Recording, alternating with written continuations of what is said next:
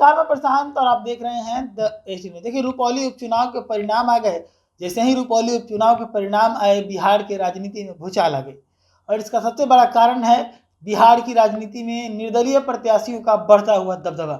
लोकसभा चुनाव में भी 40 में से 3 लोकसभा सीटों पर निर्दलीय सीधे तौर पर असर में रहे, जिसमें एक में जीत मिली, 2 में दूसरे स्थान पर रहे और बाकी के 5-7 ऐसे लोकसभा सीट थे जहां पर निर्दलीय प्रत्याशियों के कारण गठबंधन को ही हारना पड़ गया। तो इसी का नतीजा जो है वो अब बिहार की राजनीति में देखने को मिल रहा है। मैं आपको बताऊं कि रुपौली के उपचुनाव के परिणाम आने के बाद एक तरफ जहां जनसुराज खुशी मना रहा है कि जनता बदलाव चाहती है, तो वहीं पे अलग अलग गठबंधन के नेता हैं, उनके बयान भी आ रहे हैं। जदयू के लोग ये कह रहे हैं कि ये हार जो है वो हार जीत होता है, इसके कारण है, इसमें नीतीश कुमार का कुछ लेना देना नहीं है। तो राजद इसमें दलितों की हार बता रही है।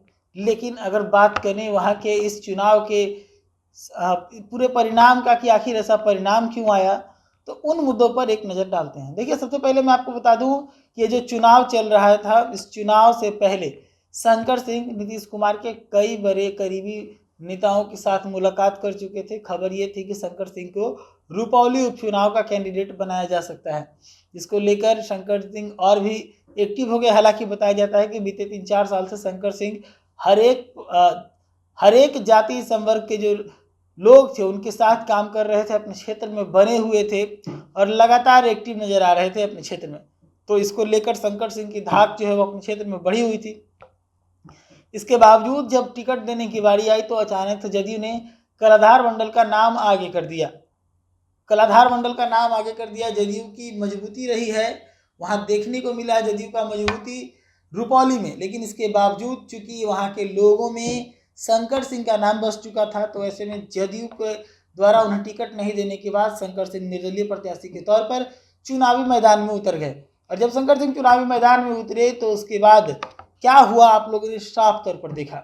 वहाँ के जो चुनाव हुए उसमें कलाधार मंडल से टक्कर तो हुई, लेकिन उसके बावजूद कलाधार मंडल 8,000 वोटों से शंकर सिंह से हार गए।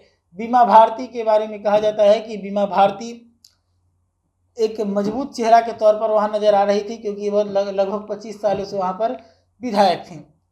लेकिन इन सब के बावजूद जदयू की हार की अगर बात करें तो सबसे पहला चीज शंकर सिंह को नजरअंदाज करना। जदयू ने जिस प्रकार से शंकर सिंह को नजरअंदाज किया, इसका खामियाजा जदयू को भुगतना पड़ा। ऐसी तमाम खबरों के लिए जुड़े रहिएगा जदयू के साथ। धन्यवाद।